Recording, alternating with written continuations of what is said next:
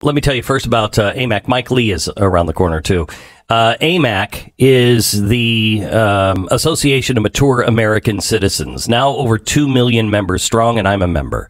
You get the insurance discount, the travel benefits, and everything else. The reason why I joined is because I know these people, and I know what they do. I know how hard they work. They were really instrumental in stopping the passage of House Resolution Bill 4. That is or they're actually working on 4. That's in the Senate right now. They worked to stop Resolution 1 in the House, which was the hostile takeover by the federal government of the elections. Please join AMAC for the advocacy, or you can join for the benefits or the information. They got great information. But join because America needs you to stand together. These people are fighting a good fight. It's AMAC, amac.us/Beck, amac.us/Beck. AMAC, better for you, better for America. The Friday program and podcast begins next.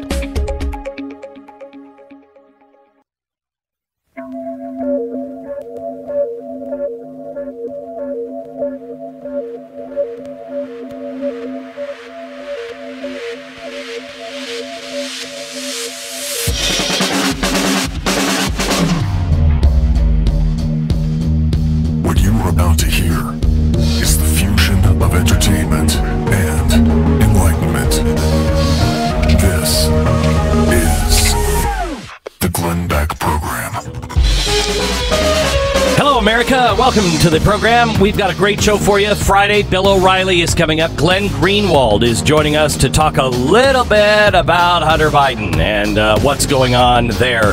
He has been leading this story and probably the only one that is really digging into it.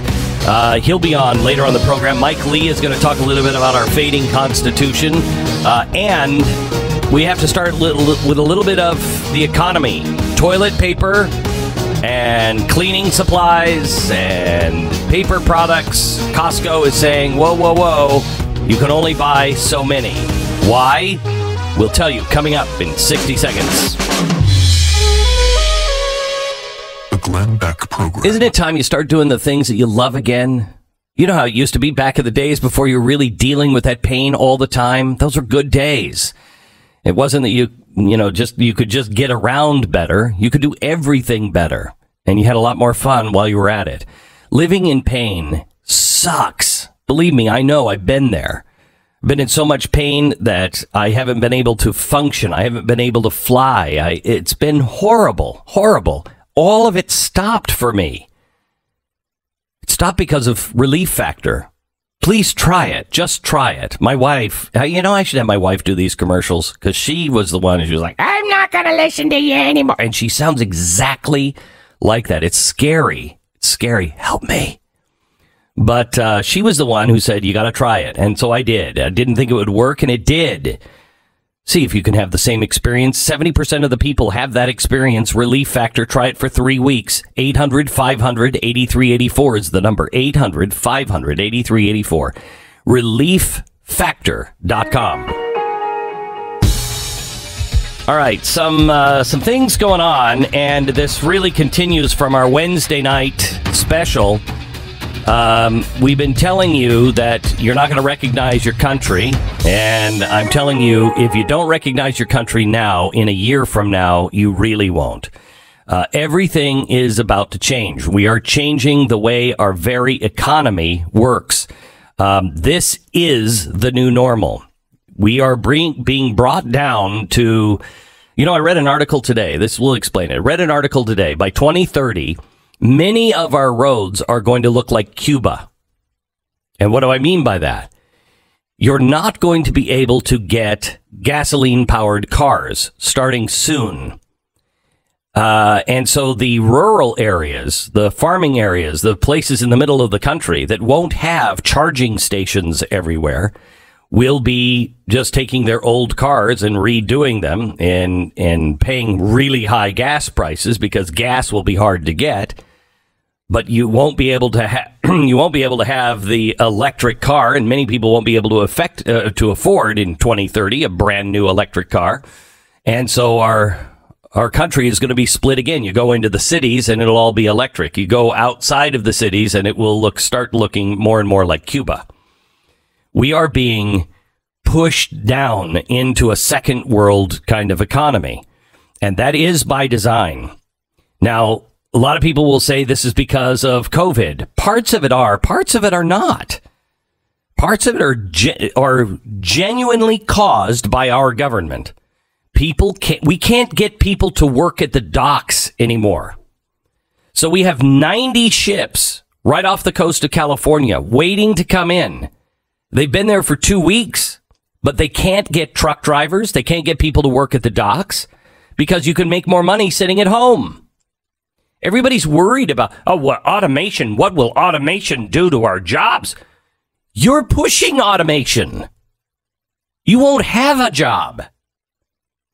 And things will become less and less available, more and more scarce. Costco, the chief financial officer, said yesterday they're bringing back purchase limits on household essentials such as toilet paper, bottled water, and cleaning supplies. Membership-only warehouse chain said it wants to make sure these items stay on shelves and as it copes with the supply chain challenges. See, another thing we're doing is, have you noticed that the government is not concentrating on things that we learned through COVID? Like, we don't make our own medicine. We should make our own medicine. Everything is being pushed globally. That's why the answer is local. The government is going bigger. The world is going bigger, and it's unsustainable. They keep making the problems bigger. Well, they will fail. Let me give you another example of the failure that is coming that might very well affect you, at least more of the supply chain. I've been telling you about Evergrande. Now, this is one of those stories that Stu and I talked about when it first came out, and he kind of was like, why would we? And he's been with me long enough to know, gee, we should pay attention to these things because they're all interconnected. Is that fair? Yeah, I don't know that I'd ever even heard the name Evergrande. I hadn't either until we have some really good researchers. Yeah. I hadn't either. But Evergrande is the builder of the ghost cities. Yeah, we knew their work. We talked about their ghost cities quite a bit for 20 years. Yeah, because I'm fascinated by them. Yeah, they me build too. These entire cities with no people in them. And really nice. I mean, yeah, state of the art cities. And no one lives in them. Like the biggest mall in the world. Yeah. At one point, completely empty. Completely empty. No citizens around to go to it. And, correct. They use this to prop up their economy, make their numbers look good. Eventually, they were supposedly going to move people there. Many of them never got citizens. Yeah. So here's the thing. This company, and I know this number sounds small, but hear me out, because anytime somebody talks about $1 billion, you're like, oh, that's not that much. Yes, it is. Yes, it is. This company, Evergrande, has about $350 billion in debt. Now, that's $300 billion owed in bonds and another $50 billion in loans. So $350 billion in debt. By way of comparison, General Motors only has $87 billion in debt and turns a profit. Remember, this company does not turn a profit. It's a ghost city company. Apple, the largest company in the world by market cap, has $100 billion in debt. So Evergrande is carrying more debt than any U.S. company, at least in the Fortune 100, but has a market cap, total value of all stock and assets, of less than 5% of Apple. Okay, so let's put this in. 250% more debt than Apple. And less than 5% the size of Apple. That's a lot of debt. So now here's what happened. They sold all these bonds and nobody was buying them because it's a ghost city company. And nobody was buying them. And so they said, you know what? We're going to pay in US dollars, not in Chinese yuan. So we could get everybody involved in this. And so they started getting clients, and the Chinese Communist Party was encouraging people to invest in this company. They gave them a AAA status, top grade. We would have marked it.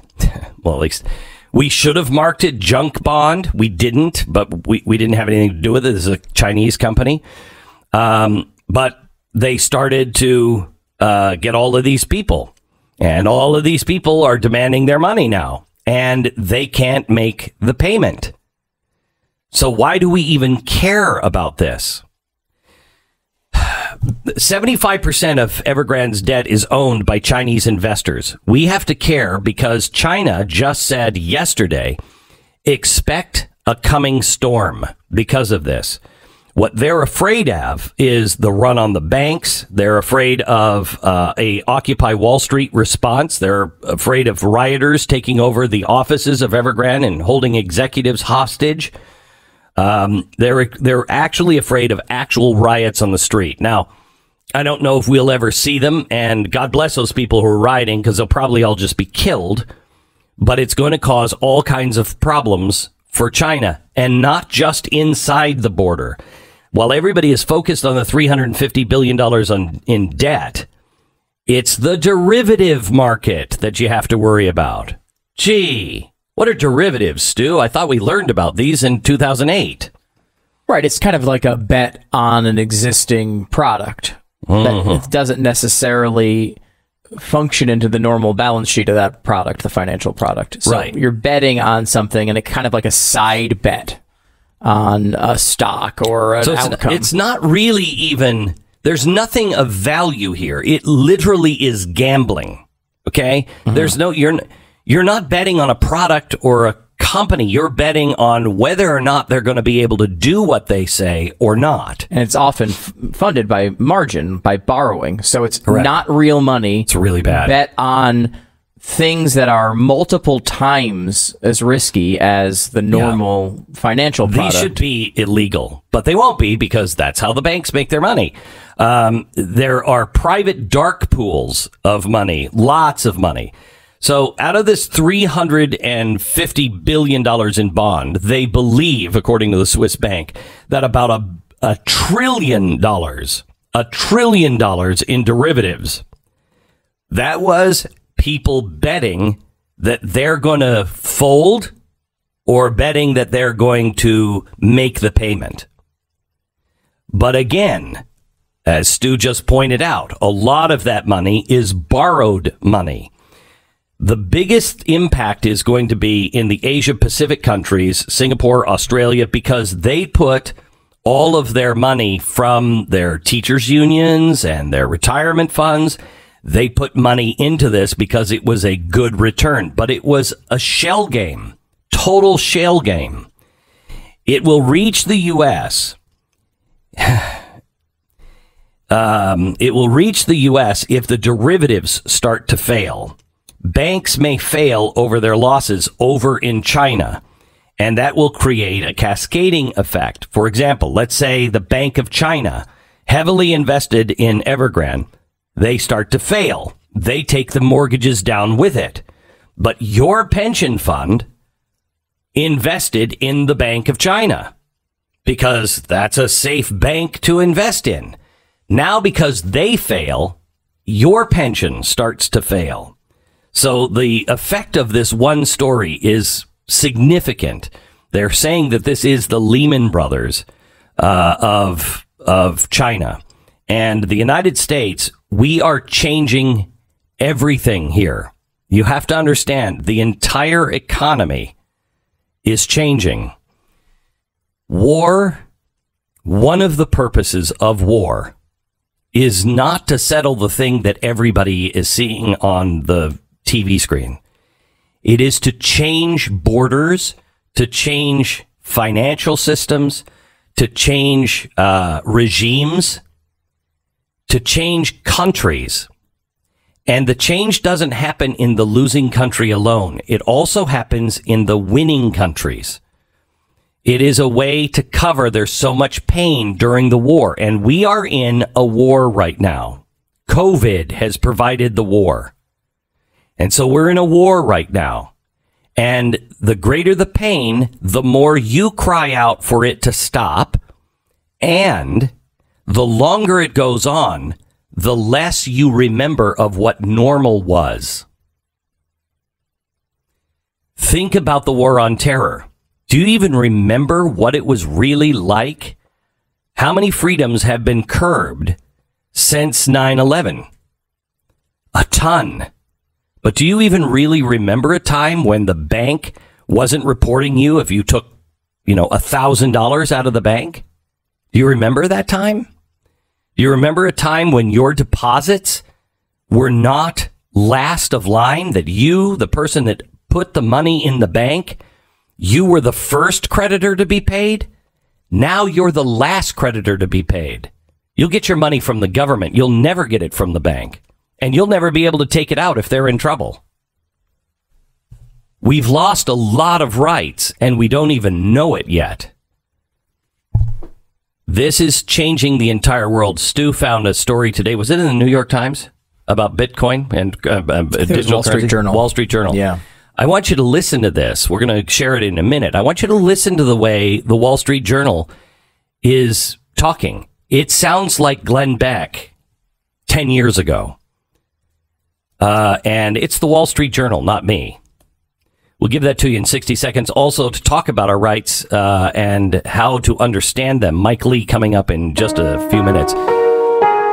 Let me tell you about AMAC. If you're over 50, time to start considering what benefit group you're going to join, or if you've already joined one, rethink it, unless it is AMAC, the Association of Mature American Citizens. They now have over 2 million members, and they're growing. The benefits are great. Insurance discounts, travel benefits, all of it. But more importantly, is the work that they are doing in Washington. This is a group that want to give you all kinds of benefits. But they're also a group that know that you are the ones engaged. You are the ones that are watching and guarding our rights. And I know the guy who started it, or knew, he just passed away. But I knew him. And he was so strong on all of the things we all believe in. And that's why he started AMAC. Because if we have a lot of numbers of people, we can make an impact. And they have. They have been instrumental in stopping Resolution 1, the Pelosi federal takeover of all election legislation. And now they're working on the Senate. And they stopped the first one. Now they have to stop Resolution 4. Please join them. There is power in numbers as we stand together. AMAC. Join them for the advocacy, the benefits, or the information. But join them because America needs you. AMAC, AMAC.US/Beck. AMAC.US/Beck. 10 seconds, station ID.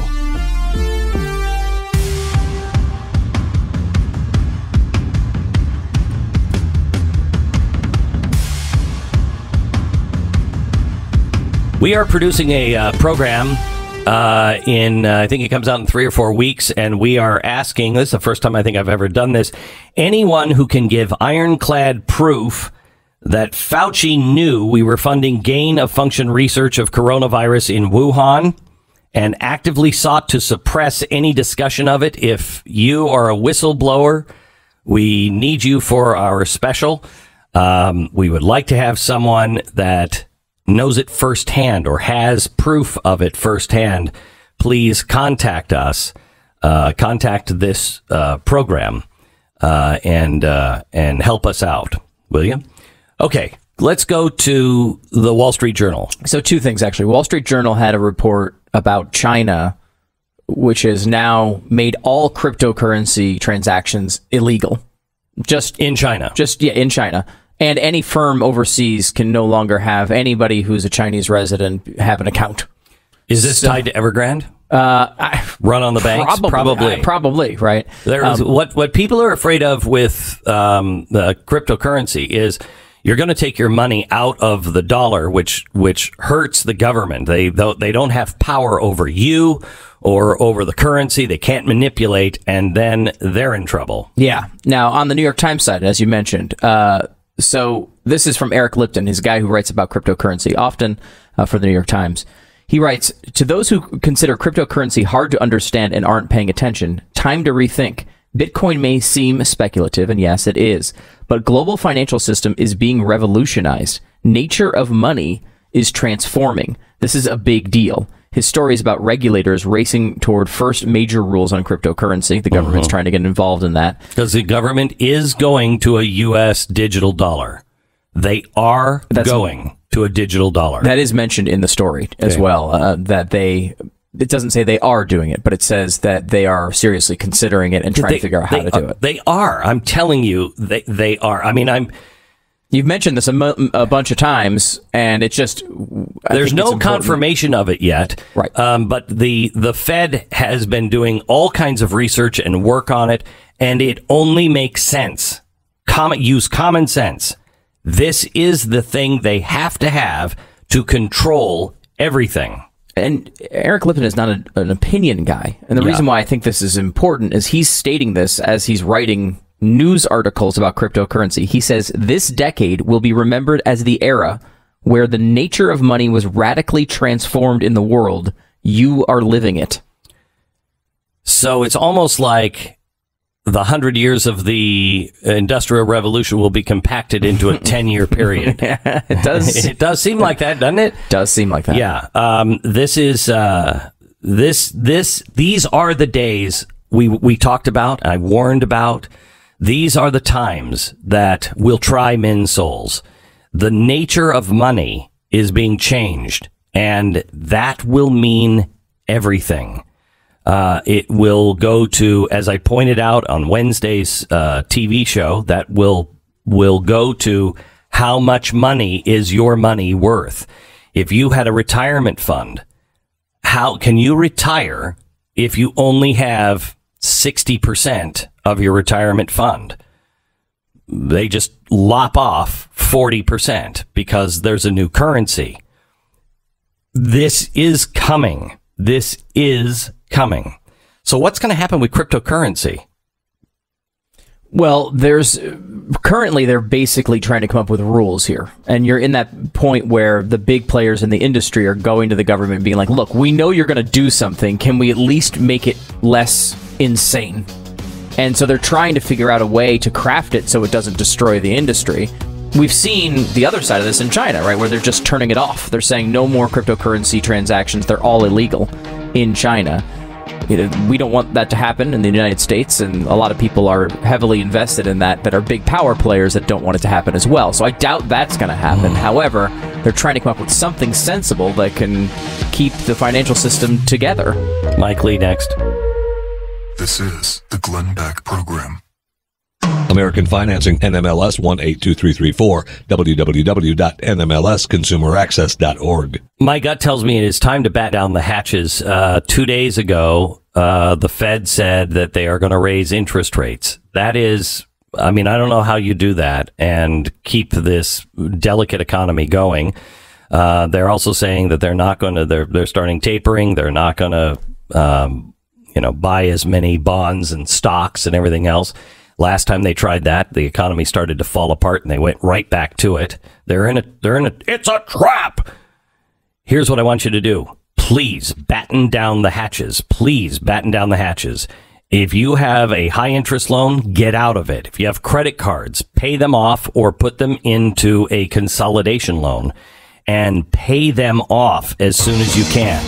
You could save hundreds of dollars a month if you have a loan that is 3% or more. Please call American Financing, but batten down the hatches. 800-906-2440 or go to AmericanFinancing.net. AmericanFinancing.net. And head over to blazetv.com/Glenn. The promo code is Glenn25. Right now you can get $25 off your subscription to Blaze TV.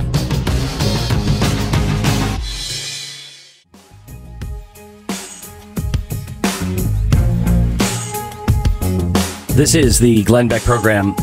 We could sure use your support at Blaze TV. If you have not joined us now, let me offer our biggest savings ever. 25% off the year subscription at Blaze TV. There is power in numbers, and we really need your support. Especially as things are getting more and more dicey and it's becoming more and more clear that you're just not going to be able to even ask questions online. Join us, please. Go to blazetv.com/Glenn. Use the promo code Glenn25 and save 25% off your subscription right now. Mike Lee and I were talking on the phone just a couple of nights ago about the Constitution, and I asked him some questions, and I thought, this is an interesting conversation. We should just have some of this on the air. Hi, Mike. How are you? Doing great, Glenn. Good to be with you as always. So, Mike, I was talking to you about ways to understand the Constitution, and I'm working on something to where you don't have to even read it.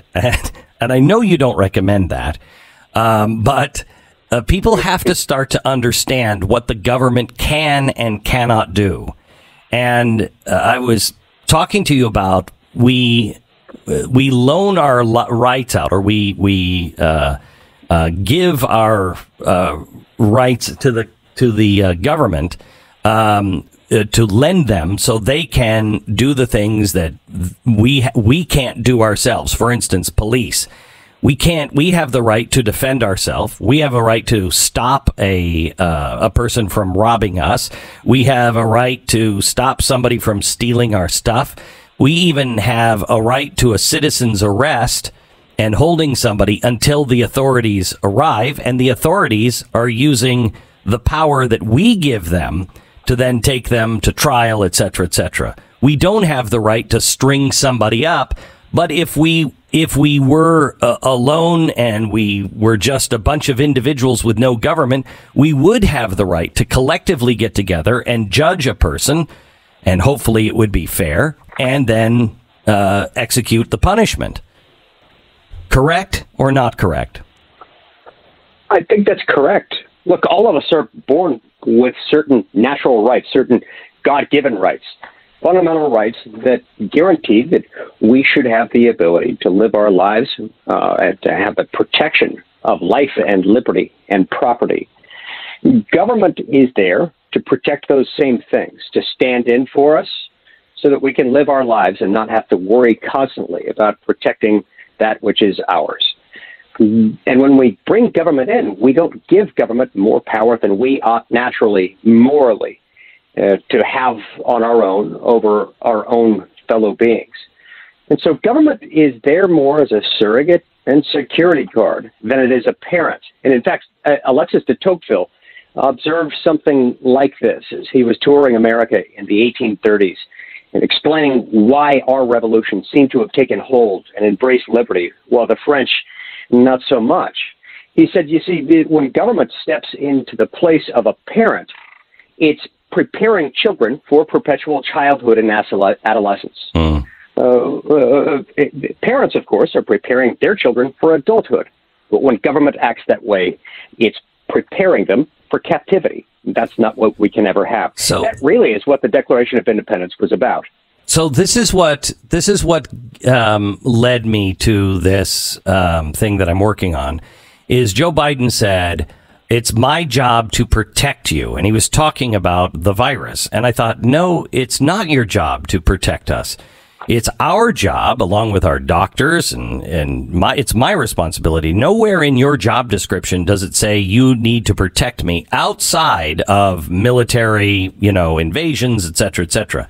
Your job is to protect my rights. And quite honestly, this is why we go to war and we're willing to die, because my rights are more important than my life. My rights that are my children's rights, that's why I'm willing to go and die in a war, because I need to preserve those rights for future generations. And that's where the government is going wrong. And anytime they say the government has to protect us, no, they don't. No, that usually leads to bad things. Well, it actually raises an excellent point, Glenn. What he ought to be focused on is those areas where his statement happens to be true within that narrow sphere. So, yes, it is his job to protect us as commander-in-chief of the armed forces. I wish he had been focusing on that rather than on extraneous things. Then maybe the botched withdrawal from Afghanistan wouldn't have been so fatal, so humiliating. He also has the responsibility to protect us through our border, right? He does indeed. He has a constitutional duty to take care that the laws be faithfully executed. That is his job as the chief executive officer of the U.S. government. He didn't do that either. And there, too, the results are tragic. You see, this is what happens with governments. When governments start focusing on the things that they're not supposed to do, they lose sight of the few things they are supposed to do, and that we rely on them exclusively to do. I'd like to continue our conversation, but our rights are being destroyed left and right, and we are fundamentally transforming our economy, our banking system, everything. And Mike, I don't know how you feel about some of the things about the Great Reset, but we are developing an entirely new style of government. It's a public-private partnership. And conservatives have always said it's a private corporation. They can do anything. But these corporations now are far more powerful than governments. And I'm not sure which one is running which. And they are also doing the bidding. I think when Joe Biden said, I'm going to have a mandate, he was giving cover to these big corporations to do this for him because he knew he can't. That's why there's no executive order or anything coming from him on this. It's interesting. In almost every oppressive regime that has arisen in modern times, they tend to use this melding of corporate power with government power. And it seems attractive to many from a distance. Maybe the best of both worlds. In my view, it ends up being the worst of both worlds because you have neither accountability nor efficiency. You end up with all sorts of horrible combinations. And a lot of this seems to start, Glenn, this is counterintuitive. A lot of it seems to start when people start misapprehending the nature of rights. When you start hearing people refer to rights as things the government must give to them, you're on the high road to bad things. Rights, we have to remember, are things government may not do to you. They are not things government must give to you. Say it again. Say it again. This is really important. Rights are things government may not do to you. They are not things government must give to you by taking them from someone else.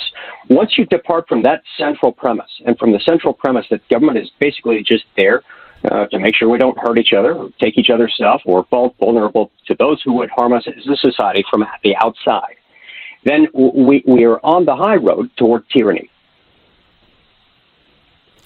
Well, we've been on that road for a very long time. Yeah, but we seem to be accelerating into the turn this time around. Yeah, I think so, and I'm wondering where the Republicans are. I mean, Mike, it is as if the Senate and the House are shadows of what they're supposed to be, and that's an insult to shadows. It is indeed, and I think all the shadows all over the world are now very upset right now that you have them to us. Dare you? And with good reason. Look, this is one of the features of consolidated power. The whole purpose of the Constitution was to fulfill the promise of the Declaration. It did so by framing the promise of the Declaration. Now, it set up the Senate and the House to be accountable bodies, and it was there to protect the people against the dangerous accumulation of power in the hands of the few. What's happened over time is that we've drawn more and more of this power from the people to Washington. Within Washington, we've handed it over from the legislative branch to the executive branch, sometimes to the president himself, other times to unelected, unaccountable bureaucrats. And as a result, the legislative muscle of the most accountable branch starts to atrophy. That's the problem we've got with Washington. So the spending bill, I read this morning, there are 5 senators that are Republicans that are pushing for the Republicans to pass a spending bill. Who I mean, I know it's Mitt Romney. Who else? Look, I'm not sure who is actually pushing to pass a spending bill. There were 4 of them, I believe, who didn't sign the letter saying that we wouldn't pass a continuing resolution. if that continuing resolution contained a debt ceiling increase. I'm not aware of 5 pushing certainly to spend the $3.5 trillion the Democrats want. But I will tell you this, speaking more broadly, because I'm not aware of the article you're describing here. I will say this, there is a tendency over time for people in Washington, Democrats and Republicans alike, to want to spend more of other people's money, even if they are Republicans, because they can always convince themselves that someone will benefit because of this government spending. And it's probably always true. What they neglect is that they have a constitutional and moral responsibility to make sure that they're not spending outside of what we can afford and outside of what is constitutionally appropriate for us to spend. That's what concerns me. And that's why this $30 trillion debt load that we've got, that didn't happen on its own. In fact, people say there's no bipartisanship in Washington. As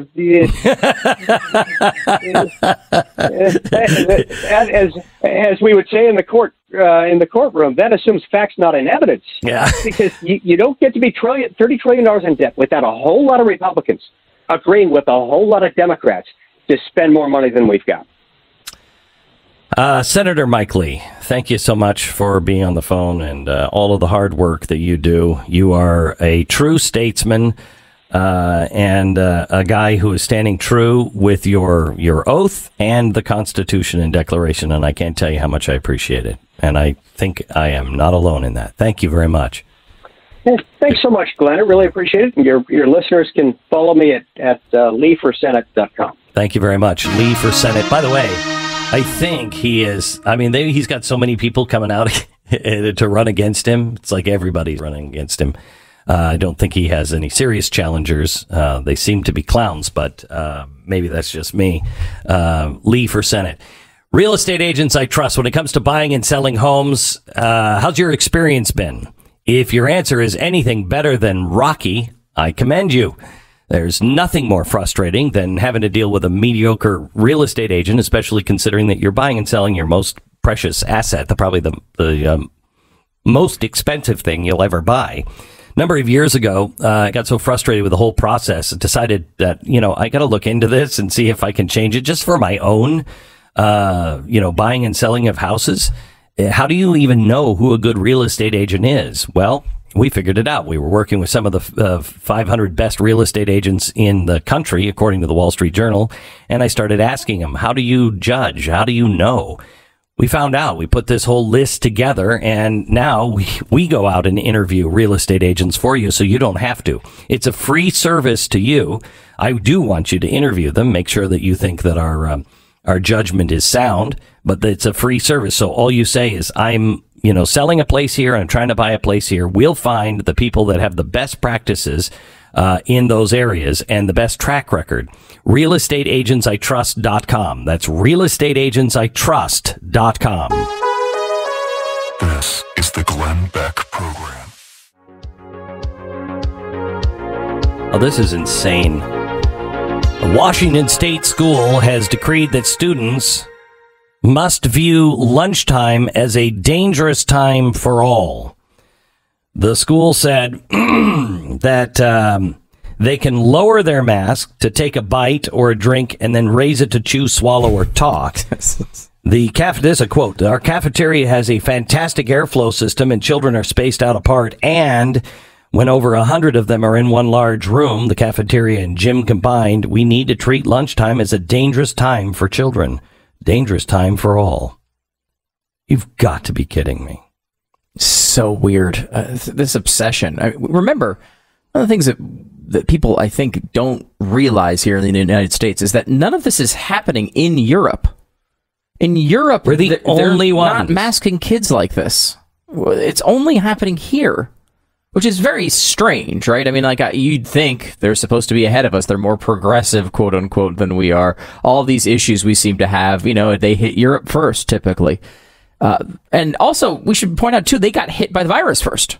Right? And remember, northern Italy is one of the worst things that's, happened since the beginning of this virus. They really got wiped out early. But oddly, no matter what evidence is presented, this just continues to go on. And it shows the power of the teachers' unions to fight against science. not following it, not even leading it, but literally fighting against it. It is crazy. Yeah. Are we really truly the only country doing it? I've heard that. There are areas that we're maybe not the only. I think we're the only country doing it in a widespread fashion like this. Now, of course, obviously, our whole country is not doing it either. I mean, we have, thankfully, because of our system of government and our constitution that continues to hold up a little bit. Joe Biden can't just do these things, and he's as you point out with the vaccine mandate, it is awfully suspicious that we still don't even have the rule written yet. And how bizarre is this? He made a big show of this. Why on earth would you do it? He said his patience were running thin. Yeah. One could reason, you write the rule then? I mean, one reason is because African Americans are outraged. His popularity has fallen with African Americans, I think by 16%, just based on that one speech in just a few days. They don't like it, and he needs to have the African American support. That may be one reason. I think the real reason is he never intended it. He wanted big business just to do it. This is the Glenn Beck Program.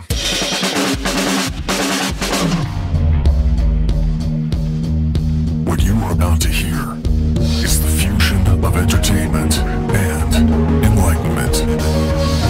This is the Glenn Beck Program. Hello, America. It's Friday. Bill O'Reilly, next. The Glenn Beck Program. If you want the best night's sleep you've ever had, you want it constantly, then what are you waiting for? Jeez, how many times do I have to tell you about MyPillow, okay? Jeez. MyPillow is practically magical. And the sheets I sleep on are even better. They are so soft, so comfortable. They're durable. They get, every time they're washed, they become softer and softer and softer. And the sheets, the Giza Dream Sheets from MyPillow are still on sale. Buy one, get one free.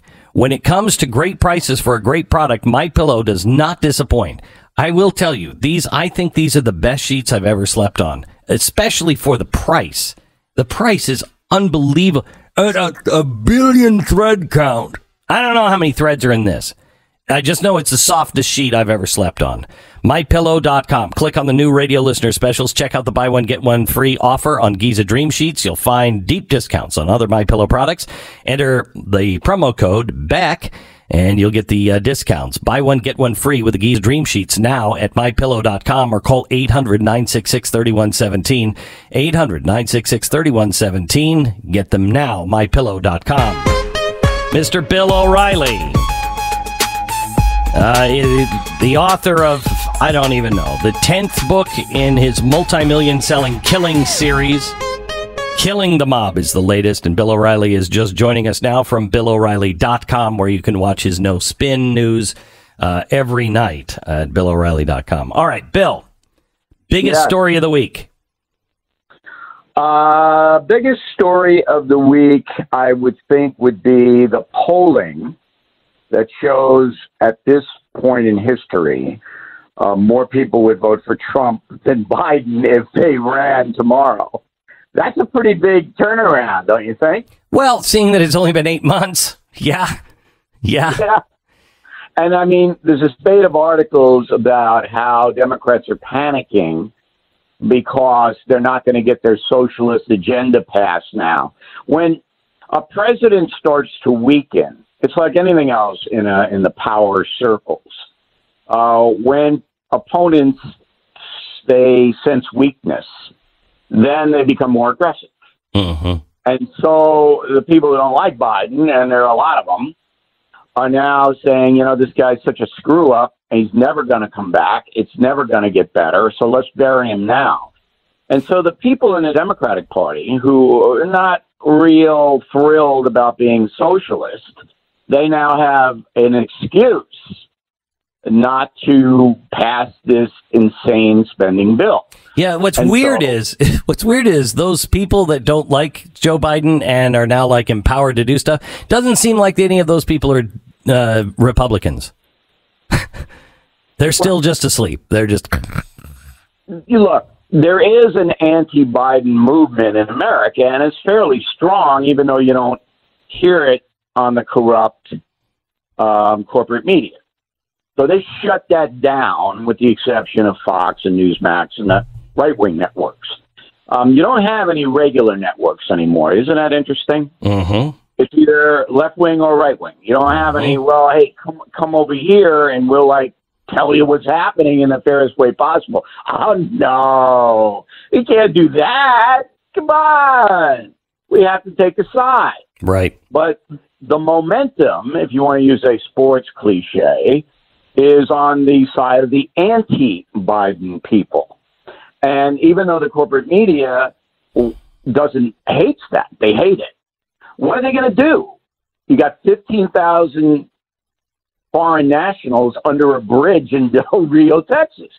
I mean, that's a pretty compelling photograph to show. You've got Afghanistan. We all know what happened there, and it continues to unfold as a horror. And now, we have people paying $1.50 more a gallon at the gas and paying a lot more for food. So the corporate media, and believe me, there have been meetings about this. They're going, what do we do? What can we do? So that's the big story of the week. Now, I wrote a message of the day on BillO'Reilly.com today, and I am predicting that you will see horrible new attacks on Donald Trump very soon. Mm-hmm. That's the only way they can get the attention off the incompetence of Biden, is to trump up something, pardon the pun, against the former president. And I expect to see it as early as next week. Wow. That goes, I assume this is because of the new poll that came out that shows Trump would win 51-41. Independent voters would overwhelmingly choose the Republican by 20 points over Joe Biden, and Trump would win 52-39 against Harris. Right. So Trump isn't dead. All right. And they got to kill him. And they'll try. I mean, you're going to see stuff emerge. Now, on the other side, the anti-Biden forces, they're latching on to Hunter again. So now Hunter he's coming back. But Hunter is... But we have to stop framing this as a Hunter Biden thing. This is not Hunter Biden. This is about Joe. They're linking it to old Joe. They're linking it. Look, there was an article yesterday, and I don't know how true it is. I mean, it looked like a lot of speculation to me, that Joe Biden dodged hundreds of thousands of dollars in taxes by forming an S corporation. Now, nobody knows what an S corporation is. They don't know. But the headline was Joe Biden dodged taxes. He wants to tax everybody up to the eyebrows. So what we have in America now is this fierce propaganda war on both sides. And the corporate media, which is the most powerful entity in that propaganda war, they are desperate to keep Biden from going under. And that's why you're going to see in the next few weeks some pretty intense stuff. Well, I think it's good that you will see the intense stuff. Hopefully on Biden. Do you think the Hunter Biden thing ever goes to the mainstream media? I mean, really? Only if he's indicted. So look, if Hunter Biden is indicted, and I can't see that at a federal level. I mean, Merrick Garland is not going to do that. He's the attorney general, of course. But, Hunter Biden did a lot of very shady things. There's no doubt he did. And now there's new emails on his computer that he gave some pawn shop operator. I mean, this guy is totally out of his mind, Hunter. Right? I mean, your computer, you walk into a computer store loaded with bad stuff and you give it to some guy who's chewing tobacco? I mean, is that what you're doing? And so there's something here where Hunter Biden could get into formal trouble. And once that happens, it's like the bridge in Del Rio. You can't hide that story. You can't bury the story. For 8 months, ABC, NBC, CBS buried the border story, wouldn't report it. Now they have to. And now there's a new element of color because of the Haitians. So who's down there? Al Sharpton. Didn't go well. And yeah, did Al go down when there were Hondurans? No. Did he go down for the Nicaraguans or the El Salvador? No. But as soon as there's a Haitian, there's Al. And so now Biden's got cross currents of the Black Lives Matter, the Al Sharptons, because of the Haitians. Now they're turning on Biden a little bit. Now, this is even worse for the New York Times and the Washington Post. They don't know what to do now because people of color are turning on Biden. And it's from my perch, because I'm a big picture guy, unlike you, Beck. I'm a big picture guy. I'm seeing a total deterioration not only of the Biden presidency, but of the corrupt corporate media.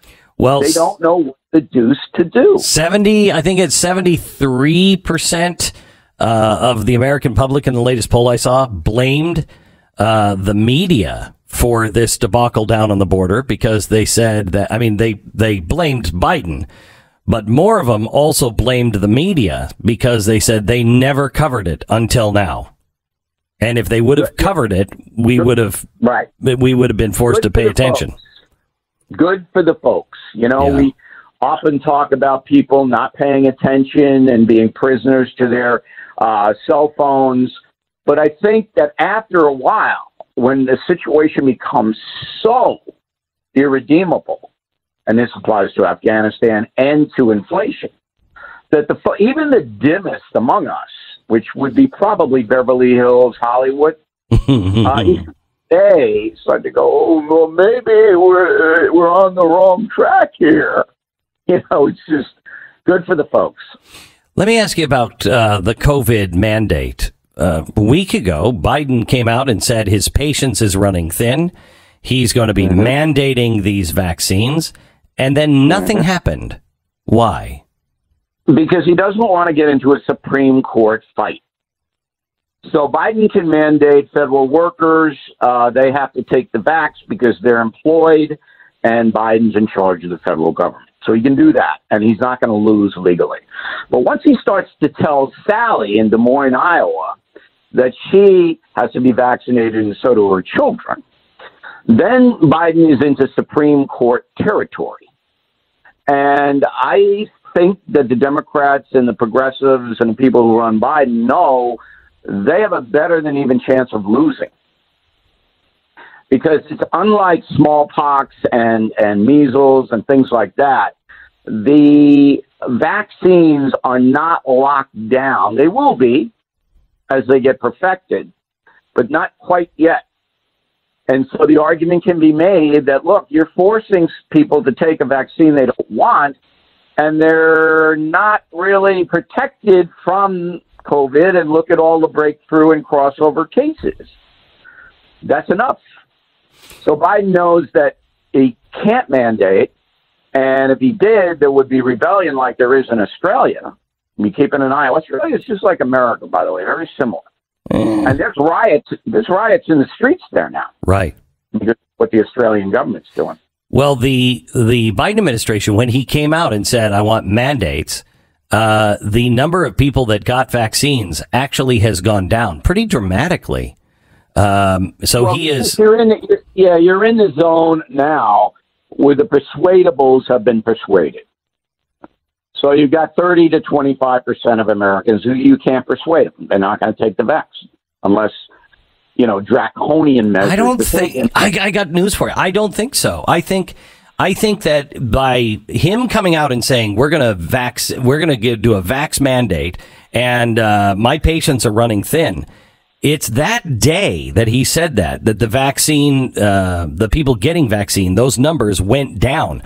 I think. Yes, the harder he pushes, the more people go, there's something wrong here. This isn't right. What's happening? You're absolutely right. That hardened the resistance and brought sympathy in some precincts to the anti-vax movement because they don't like Biden.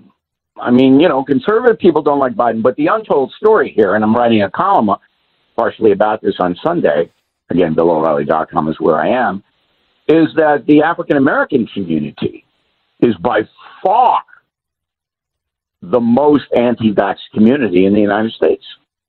You've seen that reported on NBC, ABC, or CBS lately? No. No. Black Lives Matter is actually screaming that New York City mandates are racist now. They're out. They're screaming it's racist.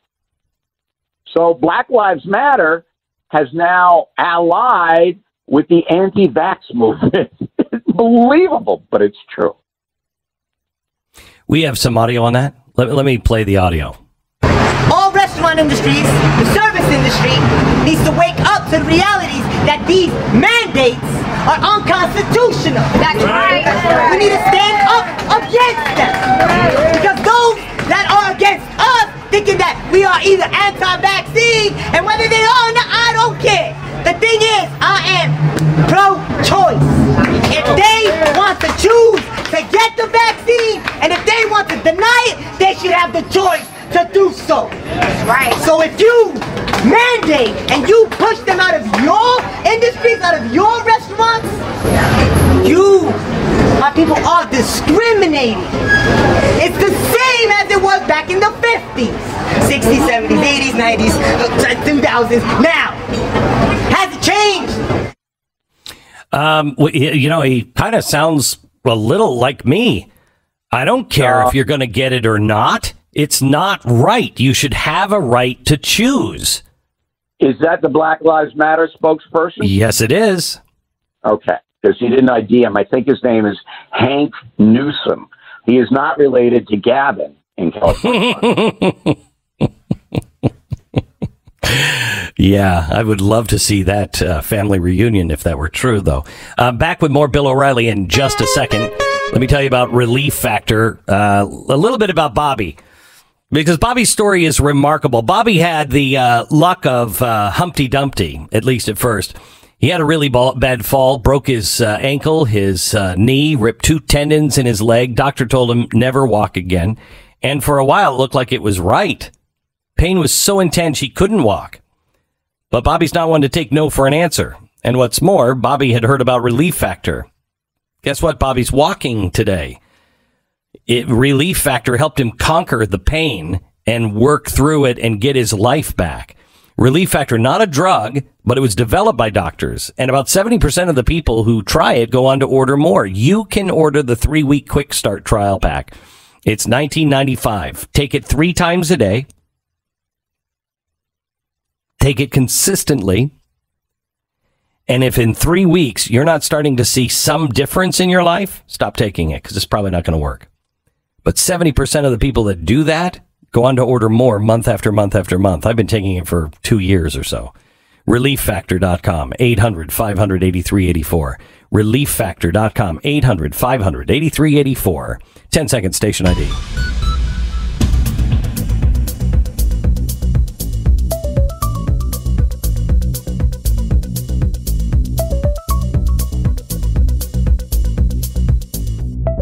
Bill O'Reilly, Haitian migrant families who illegally crossed the southern border and lived in a makeshift camp beneath the international bridge are being released into the United States, contradicting the Biden administration's claims that they would be removed from the country.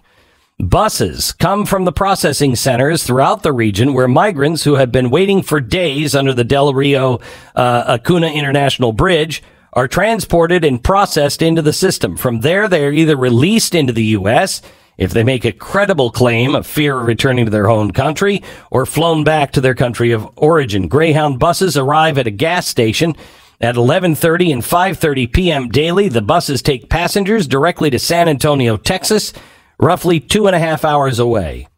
And it is full of Haitian migrants, these people that have come across and they were supposed to be getting rid of. The U.S. government is just picking them up in buses and dropping them off at a gas station.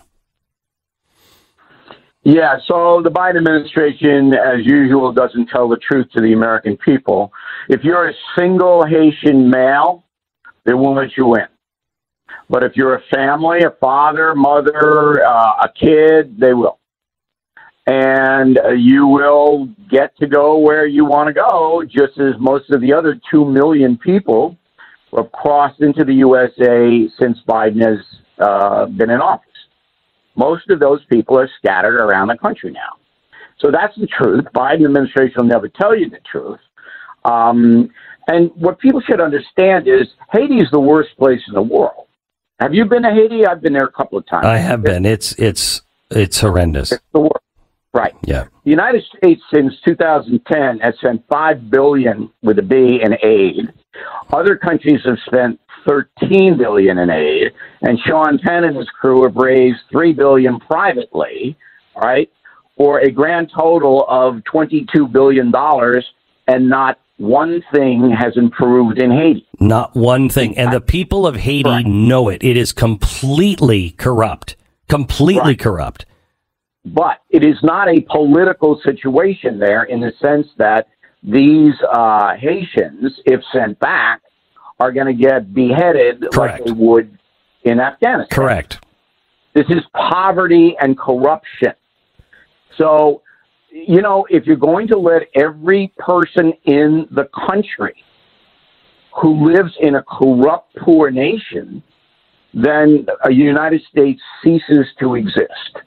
And that is what Joe Biden is doing. Well, it'll be interesting when we go to Canada because we're now living in a poor, corrupt nation. Oh, you don't want to go to Canada. Ireland is the place. Ireland is the okay. Canada, you don't want to go. Mm-hmm. Did they let you in Ireland? They love me. Every time I go over there, it's like a madhouse. And I don't know even why. I mean, when we were on Fox News, yes, that got in. But somehow my BillO'Reilly.com is like huge. And my columns and stuff like that. So when I go to Ireland, I try to go every 2 years. I go over there and it's, hey, Bill, hey. And I'm going, how do you know who I am? You know, it's kind of like that. That's weird. It's weird. But they're all drunk. And that's great, Jack. I'm filing a complaint. All right, more with Bill O'Reilly in just a second. Stand by.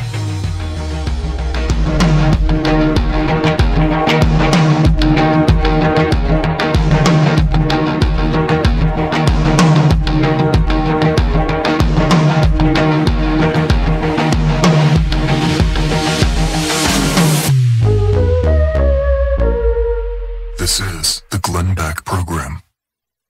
American Financing, NMLS 182334, www.nmlsconsumeraccess.org. If you missed the first part of the broadcast, make sure you check out our podcast today. The first half hour, we're talking about the profound change that is coming to the financial situation and financial structure of the entire world, let alone America.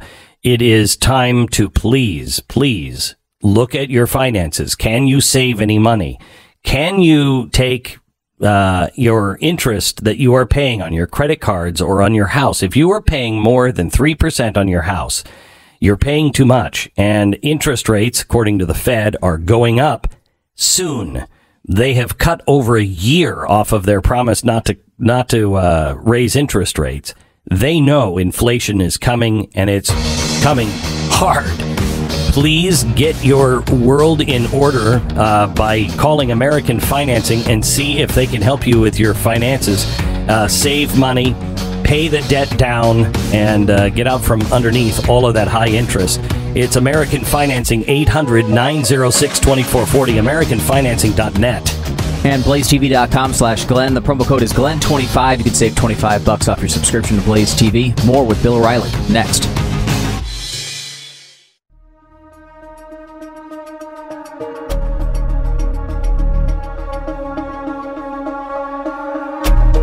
Governor DeSantis posted a video yesterday announcing the acquisition of additional doses of monoclonal antibody treatments to counteract the federal government's reduction in Florida's supply of the treatments. He is just making Joe Biden look like a fool, and it makes me happy. Any thoughts on what the government did to Texas and Florida on this this treatment? I do have a thought, but give me 45 seconds at the end of our chat today. I want to update you on the Trump history show. Okay. In a case like this, I don't know what happened. So the accusations are that the Biden administration somehow denied red states medicine that could help to mitigate COVID. That's the accusation. Mm-hmm. Don't know. And I have to say, maybe I should, but I've tried, and my staff has tried to get the facts about who ordered the diminishment of the shipments. I can't get it. So until I have it, I don't really want to speculate. That's not what I do, Beck. Well, that's a fair assessment. Let me ask you this: DeSantis is clearly positioning himself for a run in 2024.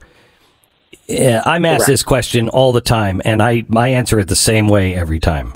Of course he is. Is Donald Trump going to run in 2024? He wants to. So, I talk to Donald Trump, I would say once every 2 weeks now, because we have the big shows coming up. And he's pretty candid with me. I have to say, in 30 years, he's never lied to me or misled me, ever.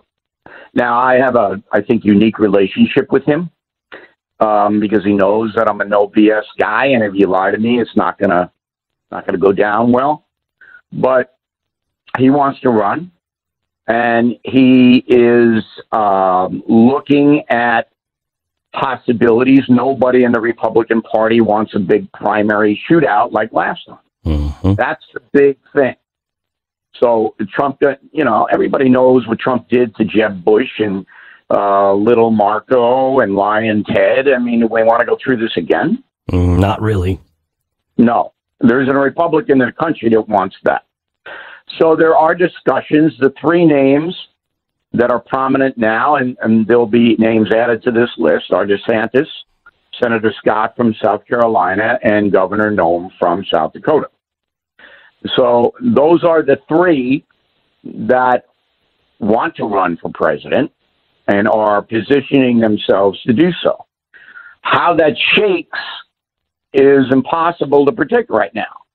But speculating, and again, I don't like to do that, if the Trump people could convince DeSantis to take the VP, it's two white men, but I think at that point that demographic is not going to matter because Biden is going to be so horrendous 2 years from now when the campaign really begins. That people aren't going to be looking at skin color anymore. It's not going to be a Kamala Harris situation. I have to tell you, not based on color at all, but I think Tim Scott would be a strong vice presidential candidate, not just because he's black, but because he is a really strong constitutionalist. That would be a great choice as a VP because he could go on to be president. But you have to understand, if it's going to be Trump as the main guy, DeSantis isn't just going to willow away. No, I know that. All right, so you've got three guys, and then Governor Nome is a force, and that's one, obviously. So whether they come to an agreement that Scott would be Secretary of State, DeSantis would be VP, Kristi Noem would be, whatever Kristi Noem wants to be, and they form a, four-prong,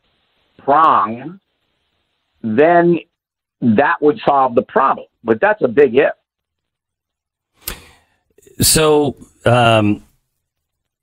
would Donald Trump operate the same way he did last time, or what did he learn from the first time that it would make this different?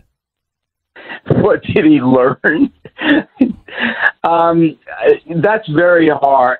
The odds of Donald Trump changing his style, and his style is basically no one knows what he's going to do from hour to hour. That's his style. Right. Okay. I'm not talking about his style, though.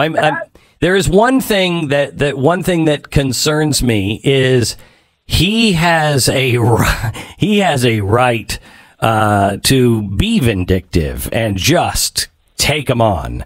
Absolutely. But justify, particularly in his own mind, yes, that he can search and destroy the opposition because they're so heinous. Right. Now, I'm gonna tell you about a private conversation I had with Donald Trump. I don't think he would mind this. I hope he doesn't. And he asked me. I never call him unless it's a business thing, and I never give unsolicited advice to any president. They have to ask me. So he asked me, and I said, if I were in your situation, not if I were you, okay, because that goes flying out the window. No one is like Donald Trump. No one. No one. Okay. Yeah. So I said, if I were in your situation, I would study Winston Churchill. Because what Churchill did is exactly the position you're in. So after World War II, the British people turned on Churchill and booted him out as prime minister. And for a year, Churchill was in what he calls a black dog depression. He went to the south of France. He painted stuff, I guess. No, beautiful paintings. Clementine couldn't even talk to him for a year. Okay? And then he plotted his comeback. And he did it the way he was reelected in 1955 as prime minister, was basically looking ahead. Here's what we have. We have the Cold War. I just made a speech in America at Harry Truman's invitation. The Iron Curtain. That's Winston Churchill. Right. Okay? And I said, look, Churchill got hosed, but he let it go and sold himself as a guy who would improve the country in the future. You might want to consider that, Mr. President. So that's what I said, and I hope he's not offended that I told the Beck audience. But, I don't think I could have given him better advice. No, I don't think so either. So tell me about the tour. When does it start? A couple of weeks? It's in October, isn't it? In December, but December. On Monday we're starting to market it. We haven't marketed a tour. It's been announced, of course, and I've chatted about it. But we haven't marketed. Now, there are 4 shows. One in Fort Lauderdale in Sunrise. They just changed the name of the arena. Not always a good thing. It's now the FLA Live Arena. And that is on Saturday, the 11th of December. Then we trundle on up to Orlando Toyota Center on Sunday the 12th. Then the next weekend, Houston on the 18th.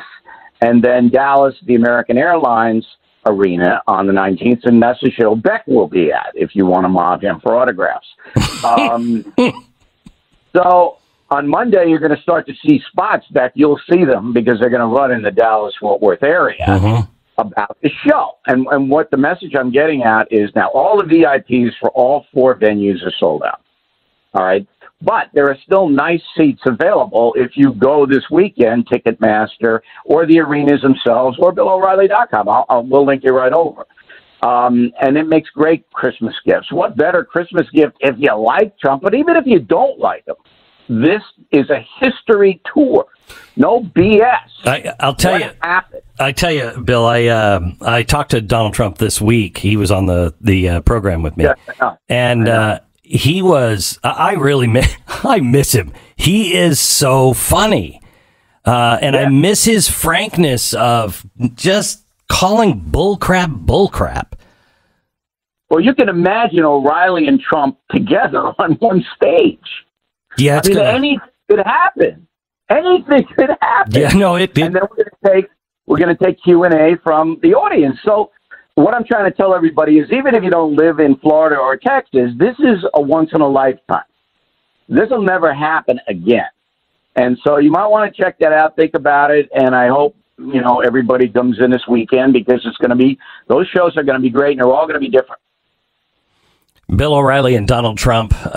Tickets are on sale now. You go to BillO'Reilly.com and get them. I am going to be at one of the Texas shows, probably the one here in Dallas.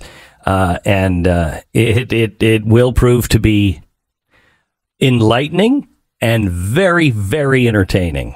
Bill O'Reilly, thank you so much. Always fun. Thanks for having me in. You bet. Glenn Greenwald on Hunter Biden coming up in just a second. First, let me tell you about Car Shield. You might get away with rolling the dice for a while after your car warranty goes out, but something is going to happen, and your car is going to need repairs. And as always, when your car doesn't have a warranty, it becomes very, very expensive, especially with all of the electronics and the way the electronics are backordered. You want them, it's going to cost you an arm and a leg. So rather than giving an arm and a leg or living on a wing and a prayer, call Car Shield. Car Shield, it's a win-win. They'll help you get back on track when you're in a pinch and you're not on the hook to pay thousands of dollars. So get the coverage today. See why Car Shield cars go further. Visit carshield.com/Beck, carshield.com/Beck, and save 10%. It's carshield.com/Beck. A deductible may apply. It's very interesting. Exclusive video now from KTSM on the Border Patrol agents on horseback. This is from the photographer, an interview exclusively from KTSM. The photographer that took the videos of them whipping these migrants. Not videos. Pictures. The pictures, yes. Listen, here it is. New today, the White House says they are under investigation. This is what we're talking about. These were taken out of Del Rio. The White House even called the images, quote, horrific. Only on 9, we spoke with a photographer of these images who is actually based out of Las Cruces. Now, many people says it appears the Border Patrol are whipping migrants, but the photographer himself says that's actually not the case. Some of the Haitian men started running, trying to go around the horses. And that's kind of when the whole thing happened. I didn't ever see him whip anybody with the thing. He was swinging it, but I didn't see him actually whip someone with it. So that's something that can be easily misconstrued when you're looking at the pictures. As for agents on horseback, Border Patrol has called the use of horses a tool to keep agents safe. Now, the Border Patrol no longer allowed to use horses. Did you hear that update? Well, it was all that horrific behavior on the border. Oh, I know. What else were they going to do? It's worse than slavery. Jeez. And by the way, he was swinging the reins around. That's. Have you ever seen a cowboy ride? A real cowboy? I mean, these horses are amazing. I've seen them herd cattle. We bring cowboys out to the ranch to move the cattle. And it's incredible how smart and well-trained these horses are. And they know exactly how to herd people. And that's what the horses do, is they are herding people so people can, safely be corralled so they can be stopped. And to say these guys were whipping is, I mean, it's, I don't understand people who are still buying into this. They're not even trying. They're not even trying to act as if they're tied to the facts anymore. No. These things get disproved. They just keep saying them. Right. If you are still part of the people that are buying into this, I really question your mental health. I do. People have said that before. Oh, you gotta be crazy if you're a conservative, or you're crazy if you... No, you have been brainwashed.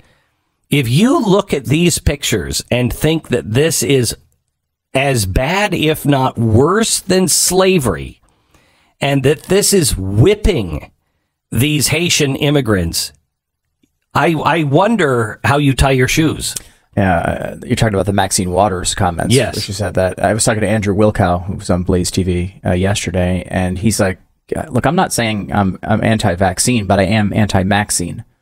And I think that's I think where a lot of America is right now. I think so too. She's a lunatic. I mean, this is a person who has escaped an asylum and has got into Congress. She's a person who, in her district, by the way, we had a black Republican candidate who's being, having eggs thrown at them in a gorilla mask by a white person. This is the same person who encouraged people to go out and harass Trump officials all over the place.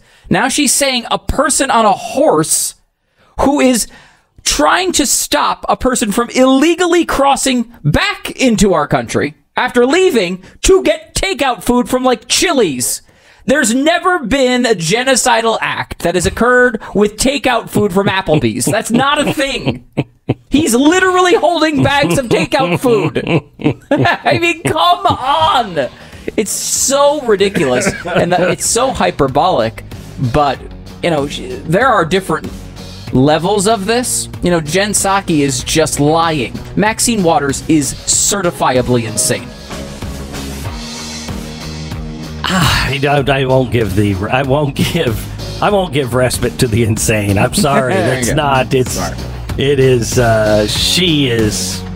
She's only insane because people have allowed her to get away with it for so long.